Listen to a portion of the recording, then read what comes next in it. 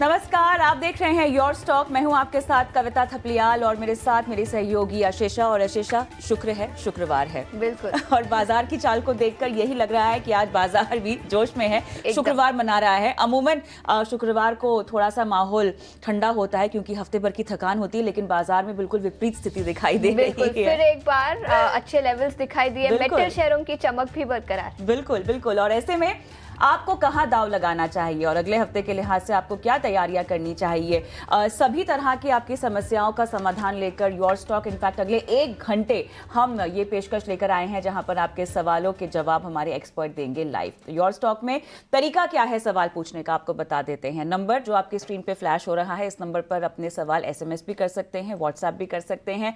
Social media पर अगर हमें फॉलो कर रहे हैं तो क्योंकि हम लाइव होते हैं, भले ही आप फेसबुक की बात करें, एक्स की बात करें या यूट्यूब की बात करें, यूट्यूब पर देख रहे हैं खास तौर से, तो अपने सवाल कमेंट बॉक्स में डाल दीजिए। सवाल पूछने तो सवाल में स्टॉक का नाम डालें, किस भाव पे खरीदा है और कितने समय तक आप उसमें रुकना चाहते हैं। आपका नजरिया छोटी अवधि का है, मध्यम या लंबी अवधि तक रुकना चाहते हैं, क्योंकि हमारे साथ एक फंडामेंटल और टेक्निकल दोनों तरह के गेस्ट बैठते हैं और आपको आपके निवेश के नजरिए के लिहाज से सलाह देंगे वो। और आज आपके तमाम सवालों के जवाब देने के लिए मेरे साथ शेर खान के विनोद मोदी और एंजल वन के राजेश भोसले जुड़ चुके हैं। आप दोनों का ही स्वागत है इस खास पेशकश में। और चलिए, बाजार में जोश का हैप्पी फ्राइडे दिखाई दे रहा है, जहां पर 26,250 के पार निफ्टी के लेवल्स दिखाई दे रहे हैं। सेंसेक्स में 102 अंकों की तेजी और यहां पे लगभग 86,000 के स्तर। बैंक निफ्टी हालांकि यहां पे थोड़ा सा कमजोर है दोनों के मुकाबले। और मार्केट ब्रेथ भी अगर हम एडवांस डिक्लाइंस के लिहाज से देखें तो एडवांसेस के फेवर में फिलहाल 1590 एडवांसेस और डिक्लाइंस लगभग 885 डिक्लाइंस यहाँ पे दिखाई दे रहे हैं। आईटी स्टॉक्स में एसेंचर के जो अनुमान के मुताबिक नतीजे आए हैं, काफ़ी जोश और तमाम कारोबारी सेशन में जहाँ पर ये एक सेक्टर ठंडा पड़ता हुआ दिखाई दे रहा है, आज यही वो सेक्टर है जो फुल जोश में है। तमाम IT काउंटर्स में हम देख रहे हैं कि अच्छी खासी तेज़ी, विप्रो की बात करें, इन्फोसिस की बात करें और HCL टेक, कोफोर्ज, एम्फैसिस, सभी काउंटर्स में हमें 2 से 3% की तेजी दिखाई दे रही है। इसके साथ साथ लगातार जो मेटल काउंटर्स हैं, इस पूरे हफ्ते ही कमोबेश अगर हम देखें तो इनकी चमक बरकरार रही है। और बाकी हम देख रहे हैं काफ़ी स्टॉक स्पेसिफिक एक्शन है जिस पर हम आगे बात करेंगे। लेकिन चलिए हमारे मेहमानों से जुड़ते हैं और झटपट उनकी बाजार की एक राय लेते हैं और उसके बाद दर्शकों से जुड़ेंगे। विनोद, आपके पास आऊंगी। बाजार का जोश कितना टिकाऊ? जी हाँ, गुड मॉर्निंग। जहाँ तक बाजार का सवाल है, ये बाजार की जो रैली है डेफिनेटली काफ़ी आकर्षक रही रही है और मेरा जवाब, मेरे ख्याल से आने वाले समय में भी मुझे लगता है बाजार का मोमेंटम बना रहेगा। रीज़न इज़ क्वाइट सिंपल कि जो अर्निंग्स आउटलुक कॉर्पोरेट्स का दिख रहा है, राइट, वो अभी भी मुझे काफ़ी इंटैक्ट दिख रहा है। थोड़ा बहुत अर्निंग्स कट हुए हैं और नो डाउट आने वाले समय में मुझे लगता है अर्निंग्स ट्रैजेक्टरी और ठीक-ठाक होनी चाहिए। पॉइंट नंबर 2, डेफिनेटली ये जो निफ्टी में जो रैली दिख रही है, वो सबसे जो हम लोग लास्ट 1.5 से 2 महीने से बात कर रहे हैं कि यहाँ से थोड़ा-सा shift mid caps to large cap करनी चाहिए, जिसका क्लियरली असर निफ्टी में दिख रहा है और मुझे लगता है ये ट्रेंड बरकरार रहेगा आने वाले समय में। और रीजन इज क्वाइट सिंपल, अगर चाहे निफ्टी में जो भी कंपोजिशन स्टॉक्स देखे, बड़े स्टॉक, चाहे बैंक स्टॉक्स हो, IT स्टॉक्स हो या फिर एनर्जी स्टॉक्स हो, valuation wise they are still offering some sort of comfort unlike small caps और मिड कैप्स। तो मुझे लगता है यो काफी इन्वेस्टर्स वो चीज अभी समझ चुके हैं और जिसकी वजह से आप देख रहे हो कि निफ्टी में वन साइड रैली देखने को मिल रही है। और अगर मैं ओवरऑल निफ्टी की अर्निंग्स को समझूं, EPS को समझूं, FY26 में जो लगभग 1320 रुपए का कुछ फोरकास्ट किया जा रहा है, तो no doubt looking at kind of current multiple जो दिया जा रहा है 20 से 20.5 का, मुझे लगता है 27,000 का लेवल बहुत दूर नहीं है। हम लोग बहुत जल्दी 27,000 हम लोग देख सकते हैं। तो मार्केट में हमारा व्यू काफी पॉजिटिव है अभी भी। तो बाजार पर नजरिया पॉजिटिव। आगे बढ़ते हैं, कई सारे दर्शकों ने कई सारे सवाल भेजे हैं, उस पर नजर डालेंगे। राजेंद्र अब हमारे साथ फोन लाइन पर जुड़ चुके हैं। राजेंद्र, गुड मॉर्निंग, बताएं कौन से स्टॉक पर राय लेना चाहेंगे? जी नमस्कार, मेरे पास ग्रेनुअल्स और जाइडस लाइफ के हैं, तो अभी वो 15 से 16% माइनस में हैं, तो उनको होल्ड करके रखूं या उछाल पर लॉस बुक करना चाहिए? ओके, ग्रेन्यूल्स और जाइडस लाइफ साइंसेस कितने समय तक होल्ड कर सकते हैं आप? होल्ड तो मान लीजिए 2 महीने तक कर सकते हैं। 2 महीने तक होल्ड कर सकते हैं, तो फिर टेक्निकल राय ही ले लेते हैं। राजेश पूछना चाहूंगी, जाइडस लाइफ साइंसेज में गिरावट दिखी है, उनके परचेज प्राइस से कंपेयर करें तो करीब 681 के दाम पर उन्होंने खरीदे थे, 555 के आसपास स्टॉक अभी, और जाइडस लाइफ साइंसेज 2 से 3 महीने तक होल्ड कर सकते हैं। नमस्कार। पहले मैं ग्रैन्यूल्स पे बात करूंगा। 2 हफ्ते पहले ग्रैन्यूल्स में काफ़ी शार्प करेक्शन देखने को मिला था एंड उसके बाद ओवरसोल्ड बनने के बाद स्टॉक जो है एक बेस बन रहा है अराउंड 540 लेवल्स के आसपास। तो ये ओवरऑल ट्रेंड अभी भी नेगेटिव है। एक्सपेक्ट करें कोई भी जो बाउंस आएगा तो बाउंस में वापस सेल ऑफ ही रहेगा। तो ये काउंटर में जो है मुझे कोई मेजर स्ट्रेंथ नहीं दिख रहा है। तो सलाह होगी कोई भी बाउंस आता है वापस टुवर्ड्स 575 580 तो उस जोन में वापस एग्जिट करना चाहिए। अभी फिलहाल जो स्टॉक है बेस बन रहा है 540 के आसपास और जो इंडिकेटर्स है वो काफ़ी ओवरसोल्ड है। तो एक बाउंस आ सकता है बट 575 580 के आसपास एग्जिट करना चाहिए। नीचे में जो है आपका 540 का स्टॉप लॉस रहेगा। दूसरा जो काउंटर है जाइडस लाइफ का जो अभी 1050 के आसपास ट्रेड कर रहा है। इस स्टॉक में भी कोई मेजर पॉजिटिव ट्रैक्शन देखने को नहीं मिला है और ग्रेजुअली स्टॉक जो है नीचे स्लिप होते हुए दिखा है। स्टॉक ने अपने बहुत जो की सपोर्ट से 89 ईएमए उसके नीचे भी सस्टेन कर रहा है। तो इसमें भी एग्जिट करने की राय होगी। कोई मेजर ट्रैक्शन देखने को नहीं मिल रहा है। तो कोई भी बाउंस आता है टुवर्ड्स 1075 1080 तो वहाँ पे एग्जिट करने की राय होगी। चलिए, जाइडस लाइफ में ये राय निकल कर आ रही है राजेश की तरफ से, लेकिन हमारे यूट्यूब के दर्शक हैं और विनोद, इनका सवाल जो है पिरामिल फार्मा पर है। इन्होंने हमें कोई खास डिटेल्स नहीं दी है, बस शायद इसमें खरीदारी करने की इनकी मंशा है, कितना रुकना चाहते हैं उसकी भी जानकारी हमें नहीं दी है।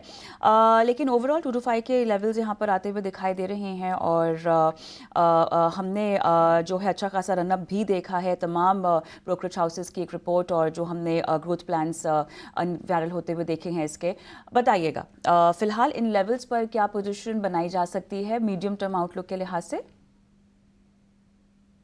जी, पीरामल फार्मा डेफिनेटली ये जो इसका मेजर प्रेजेंस है सीडीएमओ स्पेस में है और कंपनी ये स्पेस में काफी ज्यादा फोकस की हुई है और बहुत ज्यादा स्ट्रेटेजिकली बहुत ज्यादा फोकस्ड है जो नाउ। तो फिर लॉन्ग टर्म पर्सपेक्टिव से तो मुझे लगता है कि अगर किसी को होल्ड करना है कर सकता है, but near term it's very difficult to predict the kind of इनका। अगर ओवरऑल फंडामेंटल देखूं लेस देन 5% इनका रिटर्न रेशियो है तो नियर टर्म में आपको उतना अच्छा व्यू नहीं बनता है, क्योंकि वो जो भी स्ट्रेटजीज इन लोगों ने सीडीएमओ बिजनेस और दूसरे बिजनेस ओटीसी सेगमेंट ये सब के लिए लगाए हुए हैं, मुझे लगता है उसके लिए थोड़ा टाइम देना पड़ेगा। It's a story of 1 to 2 years। तो मुझे लगता है लॉन्ग टर्म अवधि के लिए स्टॉक देखना चाहिए, नियर टर्म के लिए हमारा व्यू उतना सकारात्मक नहीं है। बिल्कुल, तो ये राय है पिरामिल फार्मा पर। आगे बढ़ते हैं, अगले सेगमेंट पर फोकस करते हैं, ऑप्शंस के चैंपियंस।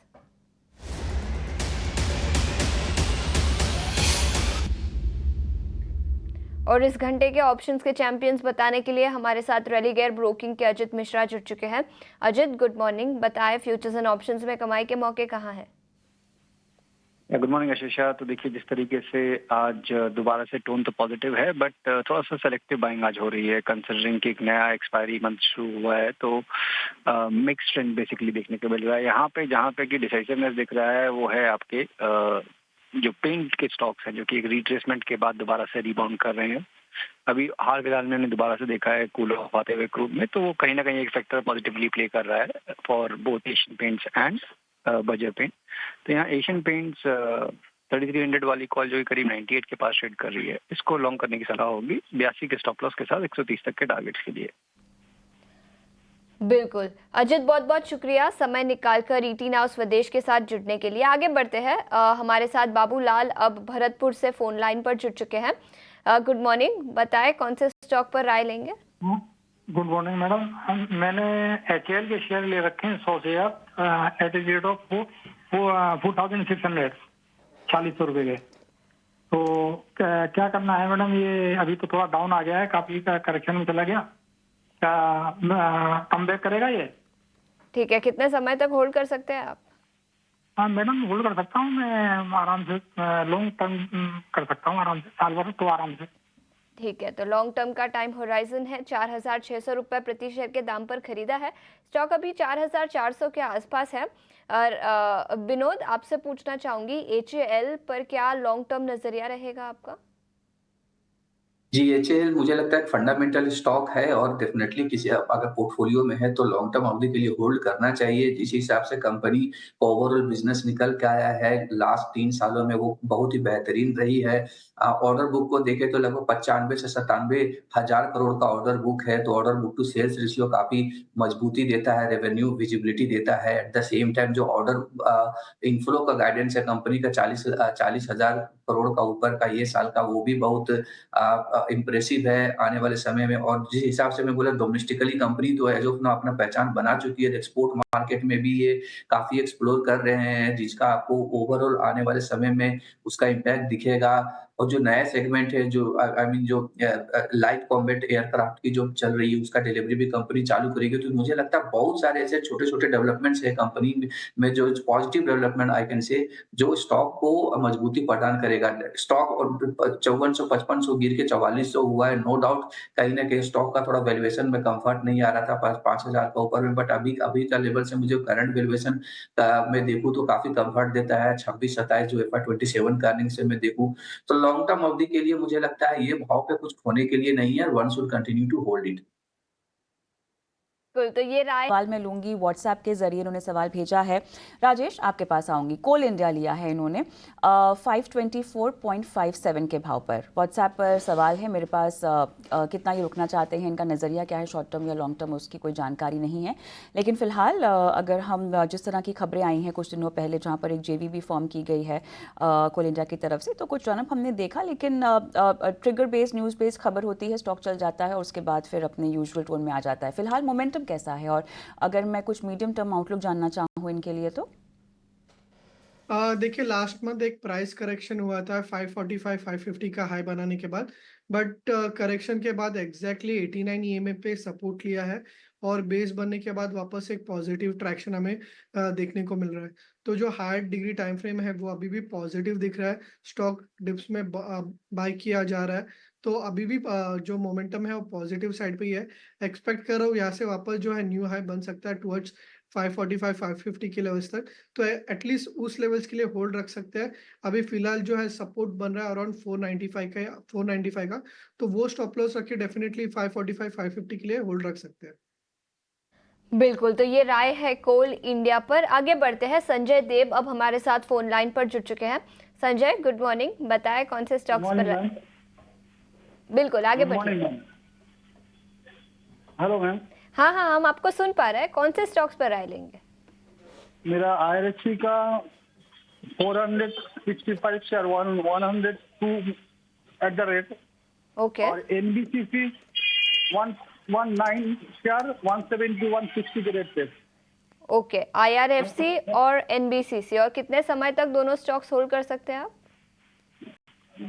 लगभग 2 साल। 2 साल तक, ठीक है। फंडामेंटल राय ही ले लेते हैं, थोड़ा लंबा टाइम होराइजन है आपका। विनोद, IRFC और NBCC दोनों स्टॉक्स पर अपनी राय दीजिए।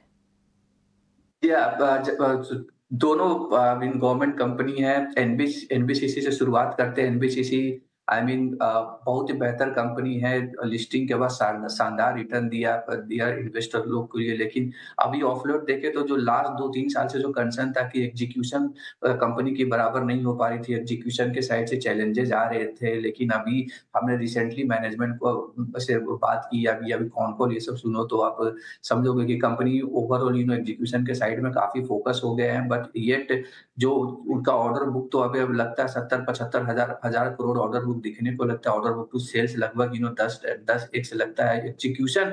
लेकिन जहां तक एग्जीक्यूशन की सवाल है, मुझे लगता है अभी भी वहां पे चैलेंजेस हैं, क्योंकि जो अवार्ड करना होता है कंपनी को वहां पे वो अप टू द मार्क अभी भी नहीं हो पा रहे हैं। वो चैलेंजेस रहेंगे ही। बट यस, जैसे कि सर ने बोला कि उनको लॉन्ग टर्म अवधि के लिए चाहिए, तो लॉन्ग टर्म अवधि के लिए स्टॉक को आप होल्ड कर सकते हैं। मुझे लगता है कि आप बहुत सारी अपॉर्चुनिटी एक कंपनी में अभी भी दिख रही है, चाहे वो रियल एस्टेट रीडेवलपमेंट की अपॉर्चुनिटीज हो या फिर अदर इंफ्रास्ट्रक्चर की अपॉर्चुनिटीज हो। तो ये स्टॉक होल्ड करने लायक है for the long term perspective. दूसरी जो IRFC स्टॉक है, no doubt it's also very good finance company जो ओवरऑल रेलवेज के प्रोजेक्ट को फाइनेंस करते हैं, और मुझे लगता है उस क्षेत्र में देखो तो अपॉर्चुनिटीज काफी काफी बड़ा है। लेकिन इनका कहीं ना कहीं देखे तो जो नीम है, ओवरऑल मार्जिन वो फिक्स्ड होता है, that is anyway decided by the by the government and all. उसके वजह से वो मार्जिन एक्सपेंशन आपको कभी दिखेगा नहीं, but at the same time company का डेलिकेसी ये सब देखो तो वो मोर और लेस प्रोटेक्टेड रहता है। तो ये सब चीज को अपॉर्चुनिटी को देख करके, और ये कहीं ना कहीं जो एसेट क्वालिटी का है, एसेट क्वालिटी में भी मैं बोला कि कंपेयर टू अदर एनबीएफसी जिसमें ज्यादा कंफर्ट रहता है। तो बट यस, इस कंपनी का अगर वैल्यूएशन को देखें तो टीटीएम के बेस पे अभी भी ये कंपनी लगभग 4.5-5 टाइम पे चलता है, जो कहीं ना कहीं वो ज्यादा है। और वही एक मेरे लिए कंसर्न है, क्योंकि आप ये सेगमेंट में देखें तो बहुत सारी अच्छे कंपनीज है जहां आपका वैल्यूएशन आपको रीजनेबल मिलेगा। तो वैल्यूएशन कंपनी का थोड़ा सा हाईयर साइड में है, बट यस, अगर आपका व्यू 2 से 3 साल तक का है तो मेरे ख्याल से दोनों स्टॉक आप होल्ड कर सकते हैं। दोनों की जो ओवरऑल आउटलुक जो है काफी बेहतर है। चलिए, काफ़ी विस्तार से विनोद आपने इनको समझाइश दी है दोनों ही इनकी खरीदारी पर। वासुदेव जी का मैं सवाल लूँगी, और शायद ये सवाल व्हाट्सएप पर है मेरे साथ, नहीं, फोन लाइन पर जुड़े हुए हैं अहमदाबाद से वासुदेव जी। नमस्कार सर, क्या हाल चाल, गुड मॉर्निंग। वासुदेव जी, आपको मेरी आवाज़ आ रही है? चलिए, शायद संपर्क नहीं हो पा रहा है। सवाल ले लेते हैं इनका। राजेश, आरवीएनएल लिया है इन्होंने 567 पर। फोन लाइन पर शायद सुन नहीं पा रहे हैं, मैं इनसे नजरिया जानना चाहती थी। वासुदेव जी, आपको मेरी आवाज आ रही है? हाँ जी सर नमस्कार। आरवीएनएल आपने लिया हुआ है 567 के भाव पर, कितना रुकना चाहेंगे? हाँ जी हाँ। कब तक रुकेंगे सर? 3-4 महीने रुक सकता हूँ। 3-4 महीने रुक सकते हैं। चलिए, बहुत बढ़िया, यही जानना था, धन्यवाद। राजेश, देखिए आरवीएनएल का स्टॉक देखेंगे तो एक अच्छे रनअप के बाद लास्ट 1 मंथ से एक प्रॉफिट बुकिंग दिख रहा है। बट जो पॉजिटिव थिंग जो इसमें से हम लेंगे कि जो करेक्शन हुआ है वो काफी लो वॉल्यूम के साथ हुआ है, तो कोई ऐसा मेजर जो है स्ट्रॉन्ग हैंड इसमें से निकले नहीं है। अभी भी व्यू पॉजिटिव है। स्टॉक जो है अपने 89 ईएमए के आसपास रीच करा विथ लो वॉल्यूम्स, एंड हम एक्सपेक्ट करें कि लोअर लेवल से वापस इस काउंटर में बाइंग आ सकता है। तो फिलहाल के लिए 500 का जो है 89 ईएमए 500 505 तो एक सपोर्ट लेवल है, बने रह सकते हैं। वापस जब मोमेंटम आ सकते हैं तो वापस एक नए हाइस देखने को मिल सकता है। बट फिलहाल 570 575 जो है वो इमीडिएट टारगेट रहेगा, और नीचे में जो है इनको 500 505 के लेवल जो है वो वॉच करने होंगे। बिल्कुल, तो ये राय है रेल विकास पर। इतना ही समय था हमारे पास इस शो पर, लेकिन आप